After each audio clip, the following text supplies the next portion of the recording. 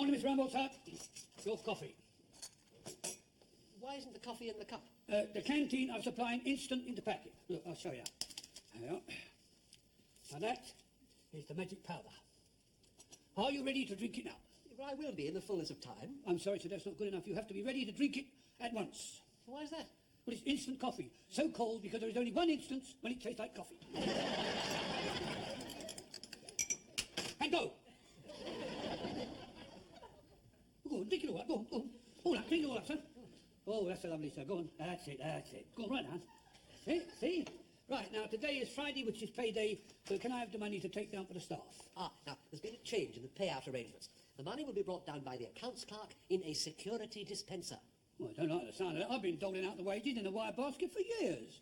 Yes, but, Mr. Harmon, times are changing, and the insurance company insists that we use a more modern method. Does that mean I've been made redundant? Indeed not. You will accompany the clerk as security escort. Yeah, but if I don't take the money, I mean I'm being downgraded. I shall have to report this to my accredited shop steward. What happens to be me? Well, pity about that. There was to have been a bonus of £2 that went with the job. I'm sorry, sir, I can't stay. I've got to go down to the accounts. Thank you for your custom, madam. So anyway, me and Mrs. Axelby didn't fancy going abroad this year. I mean, Spain's getting so common. Anybody can go now. So anyway, we booked into this holiday camp. Weren't you bothered by them young men campers? No, not at all. And it was so hot that we sat in our night dresses with the door wide open. And nobody bothered us. Well, it sounds a bit boring to me. Oh, no, not at all. There was something going on all the time. Oh, and laugh. On Wednesday night, they had this sort of variety concert. And there was this man that hypnotised people. Was he any good? Well, he got me up on the stage and apparently had me doing all sorts of silly things. Look, that was taken of me. Blimey, you're standing on your head. Hello! I wouldn't have believed it if I hadn't seen that picture. Well, it's lucky your seams were straight. And that's one of me when he had me doing the can-can. And that's just after, at the first aid post. Oh, and all the way through the show, whenever he snapped his fingers, all the audience blew a raspberry. Mrs. Slocum.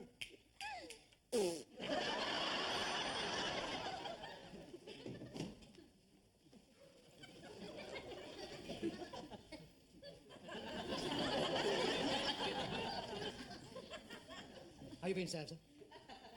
That's the gentleman I want to see. That's Mr. Humphreys. Excuse me, Mr. Humphreys. This gentleman would like to speak to you. He asked for you personally. What can I do for you, sir? Going to show you something. It's going to shock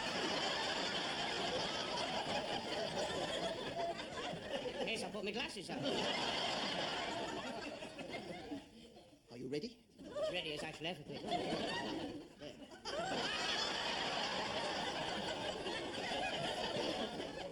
What exactly am I supposed to be looking at? Oh, this sweater. When I bought it, it came down to there. Now look where it's gone to. Did you wash it yourself? Yes, matter of fact, I did. And you assured me it was drip dry. Are you the drip that dried it? Mr. Lucas. Did you wash it in lukewarm water, sir? Yes. Did you use a mild detergent? Yes. Did you use soft water? Yes. Did you hang it up to dry? Yes. You've obviously not read the label. This garment is made of pure giraffe wool. What difference does that make? Well, it's exactly the same principle as the cows, isn't it, Mr. Lucas? Oh, identical, Mr. Humphreys. I mean, when it's going to rain, cows lie down. So what? Well, it's just the same with the giraffe. I mean, if they stood up and got their skins wet, it would all hang over in folds. And when they galloped off, they'd trip over. Now, what I suggest you do is wash it again, lie it on a towel to dry, in some sunlight, not before 2 o'clock in the afternoon, preferably with a cool westerly breeze blowing. If you have any trouble, don't hesitate to bring it back. Good morning. Good morning. What a salesman you are, Mr. Humphreys.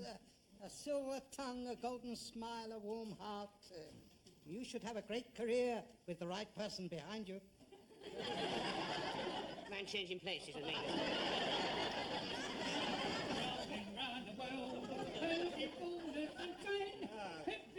Gather round, everybody. Come on. Now, as you may have heard, this is the new security wage dispenser. Would you perhaps like to explain, Mr. Patel? Certainly, Captain Peacock. Now, You all have identity photographs on your records. These photographs have been copied and are inside here. This machine will scan you, compare you with the identity photograph, and if you are in fact who you claim to be, your salary will be duly deposited in the payout tray. Why didn't it come in a white basket like it always done? Did, Miss Bronze. Oh, like it always did done. Because of the alarming increase in daylight robbery. Well, our wages are daylight robbery. That will do, Mr. Lucas. Now, who is to go first? I will go first. Thank you, Captain Peacock. Captain Peacock is going first. Stand by, Mr. Harmon. Are you ready, Captain Peacock? Ready? Ready, Mr. Patel? Absolutely ready. I'm pressing the buttons. Now. Please, to be quite still.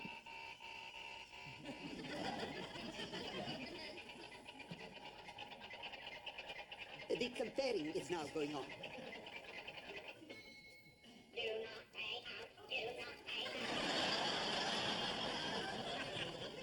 You are perhaps wondering why the machine has not paid out. I was wondering why the machine has not paid out. Perhaps it's been stolen by a Dalek. I will now look at the identity photograph to see if there is a reason. There we have it. You see, in the photograph you are wearing fancy dress. I am not in fancy dress. That photograph was taken for the Grace Brothers Operatic Society's much-acclaimed production of The Pirates of Penzance. I played the part of Frederick. Well, that's all right now. If you just wear a black patch and something red on your head, you will get immediately your salary. It may surprise you to know that I do not have my pirate costume with me. Oh, here. You can use this for an eye patch. Here, shove that in your mince pie. And put these on your head as a red handkerchief. You think that every time I get my salary, I'm going to parade with a brassiere in my eye and a pair of knickers on my head? You've got another thing coming. Now, look, do you want your money or not?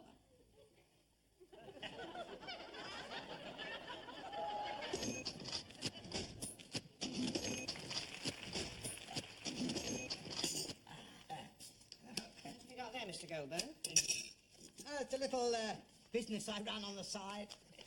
I can't live on the money they pay you here. So I run a little agency. What sort of an agency? It's a first-class employment agency. I find positions for high-class salesmen like yourself. Seems to pay off very well. I do it very cheap, though. I only charge the first week's wages.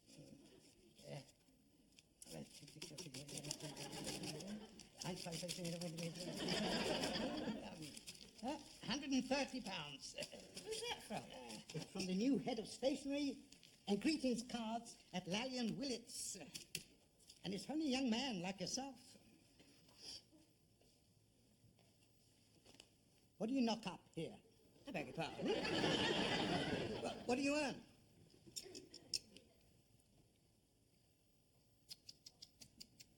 What a liberty. Do you know what I could get you at Harrods?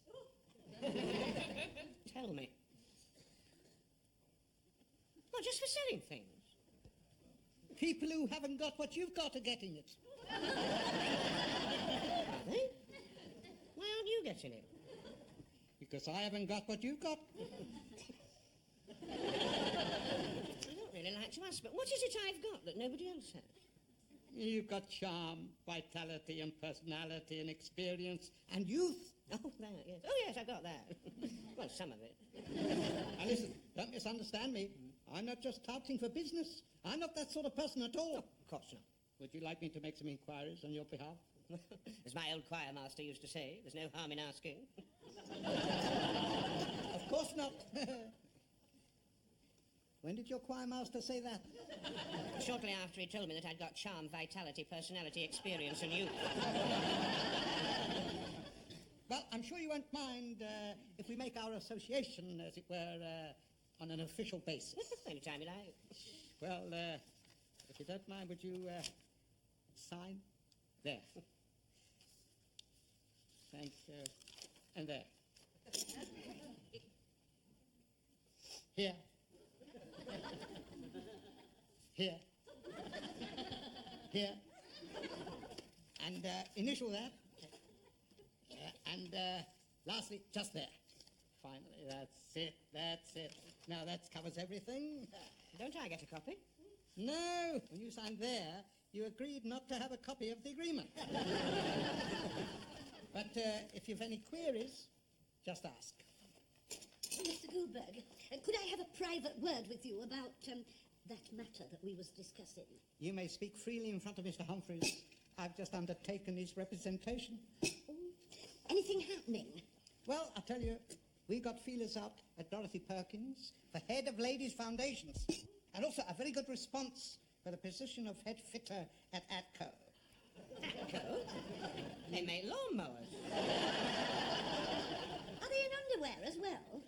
No, they make lawnmowers, but the money's very good. Oh, I don't think I could do a mechanical job. One has one's standards, you know. It's £200 a week. Motor mowers or push along. I brought you a chocolate Mickey, Mr. Goldberg. Oh, thank you, Miss Brown. Now, is there any news? I've sent out all your photos with a description of your experience to date. And the only reply so far is a firm offer in beds. £300 a week. I turned it down. What for? Well, the beds was in Cairo and you was on sale or return. Is Mr. Goldberg looking after your interests, Mr. Lucas? Oh, yeah, I'm having your job when you've gone. I should have thought a young man like you would have set your sights on something higher. Oh, I have. When I tell him who's nicking all the staff from Grace Brothers, I'll have Mr. Goldberg's job as well. More hot coffee, Mr. Goldberg? Oh, thank you, Diana. Right up to the chip. Thanks to you, I started the head tosser at the Gay Hussar Pancake House on Monday. You never told me that was going. Oh, and there's a phone call for you. Oh, thank you. Don't get up. Amanda's bringing it to you, sir. Thank you, thank It's the personnel department of Lally and Willits. Oh, thank you, And Diana. thank you for getting me this job. Yeah, it's all right. You're a busy little bee, aren't you? Hello. McVitie's Employment Agency here. Mr. Goldberg speaking. Oh, hello, Sid. Now, have you got anything about Mrs. Slocum? Oh, you like the sound of Mrs. Slocum so far? Good. Oh, I like the sound of Mrs. Slocum. It's the sight of Mrs. Slocum that's a problem. Now, I tell you, Sid, she's a very beautiful lady. Her age? 30-ish. Look, it's a senior position, Mrs. Slocum. They want someone older than that. Well, tell a lie and say 40-ish. What? Oh, they want someone who's 50-ish. Well, go on, now's your chance to tell the truth. Oh, look, I wouldn't lie to you, Sid. She'd pass for 50. What's her what like? Big. In fact, very big indeed. Miss Goldberg, what are you talking about? Personality, Mrs. Slocum. No, she will not take less than 125. I'm sorry. So, the ball's in your court. Oh, Sid, I've just taken on a new client, a Mr. Humphreys. Yeah, I'm very excited about him. Oh, Sid is right up your street. He has charm, vitality, personality, experience he's got. And youth. And youth. Is he what? I don't know. I mean, I don't think so. I mean, he's, Mr. Humphreys, you're not a militant trade unionist, are you? With suede shoes, I'd be laughed off the platform. No, that's all right. Well, if anything comes up, let me know. Thank you. So, I've sown the seed. All we have to do now is wait. Hello, it's time we were getting back. That's a nice watch, Mr. Goldberg. Yeah, 18 carat. It was given to me by a very satisfied client. Oh, it's got an inscription on it. Thanks for everything. I couldn't have done it without you. Love, Maggie.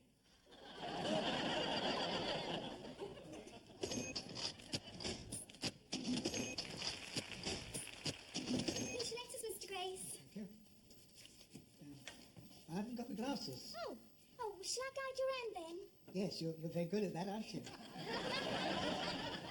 Here we are. Now, G-R-A... Yes, you don't have to spell it. Your new spectacles have arrived from the optician, Mr. Grace. I thought you might like to see if they're okay. Here we are.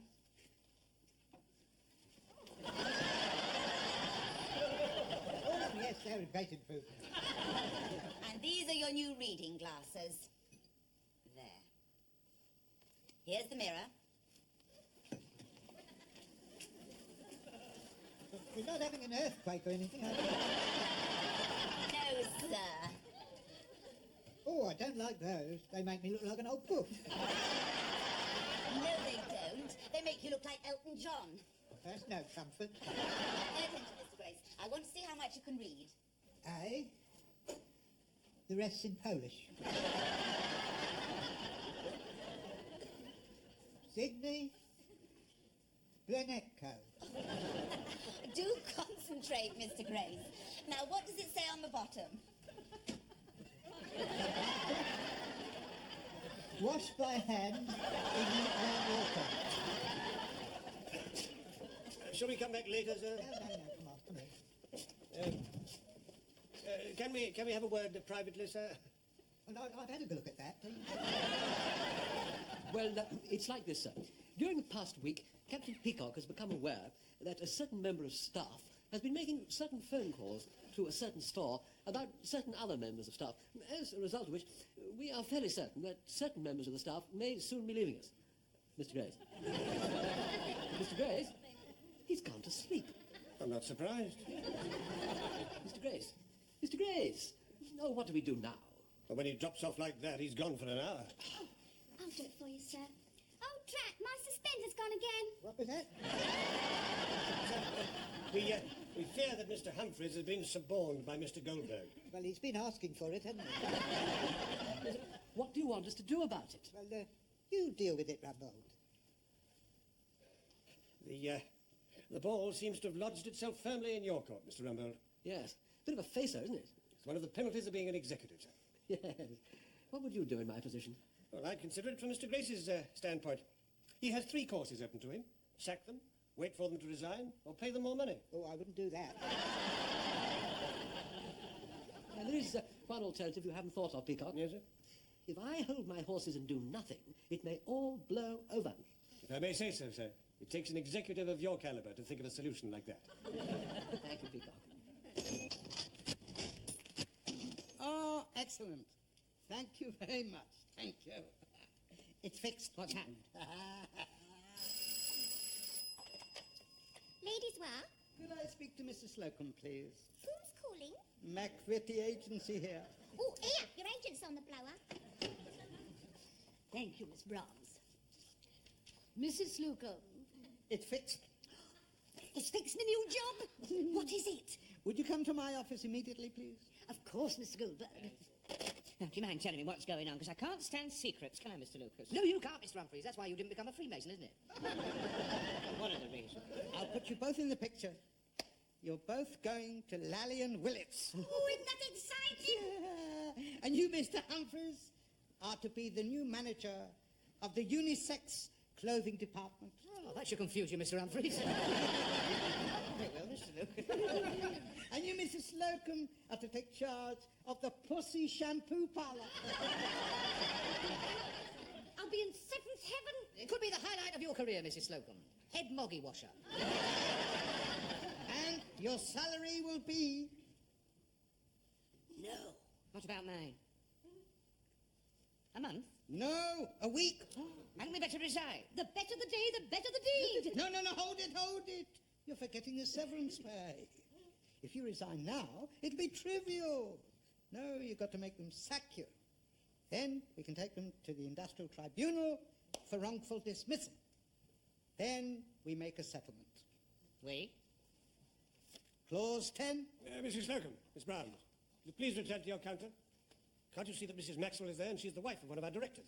So she is. Well, I promise you, she will get the service she deserves. If you want the sack, all you've got to do is be rude to Captain Peacock. What a good idea. Mr. Humphreys, tidy that counter.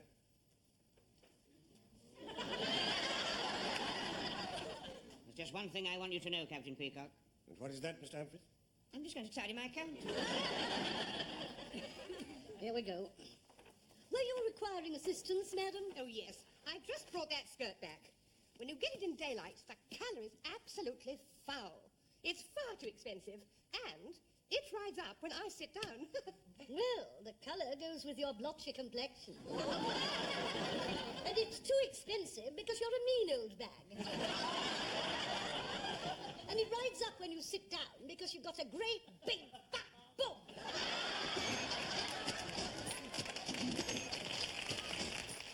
say, Mrs. Slocum, that you don't deny any of these words? Not one syllable. She said it all, and that's the truth. Thank you, Miss Bronze. Extraordinary. Well, we will now pass on to Mr. Humphreys. According to Captain Peacock, you serve the Honourable Lavinia Effingham Fuchs, with 2 small Fs, who is also one of our most important customers. That's right, Mr. Rumbo. Yes. I will now ask Captain Peacock to repeat the remarks he overheard you make to her. On approaching the customer, Mr. Humphreys was heard to say, "Hello, Dolly baby. You've got the best pair of boobs I've seen since the profession of Swedish Emmanuel's window cleaner." Did you say those words? I did, Mr. Rumbo. I heard him. Everything Captain Peacock says is true, and he winked as well. I did, like that. Mr. Humphreys, I'm surprised you even saw such a film. I was under therapy at the time. Yes. He then said, "How about meeting me in the park behind the bandstand and we'll pitch a little woo?" Pitch a little woo? And what film did that come from? Gold Diggers of 1938. This is the most extraordinary set of circumstances. Are you going to sack us? In your case, Mrs. Slocum, I have a letter here from Mrs. Maxwell, who, as you probably know, is a leading member of Morning Glory, a religious sect that requires of its followers absolute honesty. You apparently are the first truly honest person she's ever met, as a result of which she sent you these 2 tickets for their next meeting. You've got to sack me. I mean, you can't have people walking about saying the things I said. What do you mean? I've been doing it for years. It would be rather difficult, Mr. Humphreys, in view of this note from the lady in question. Tell Humphreys, 5:30 behind the bandstand, and I'll take all the woo he can pitch.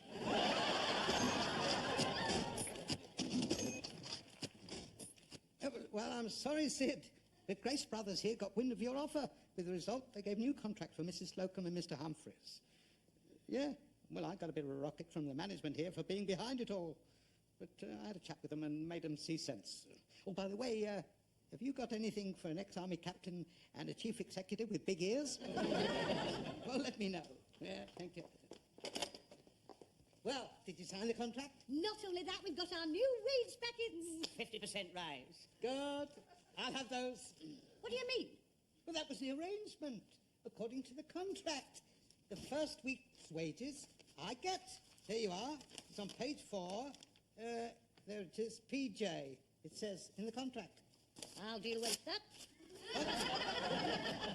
What are you doing? You can't do that. Sewers.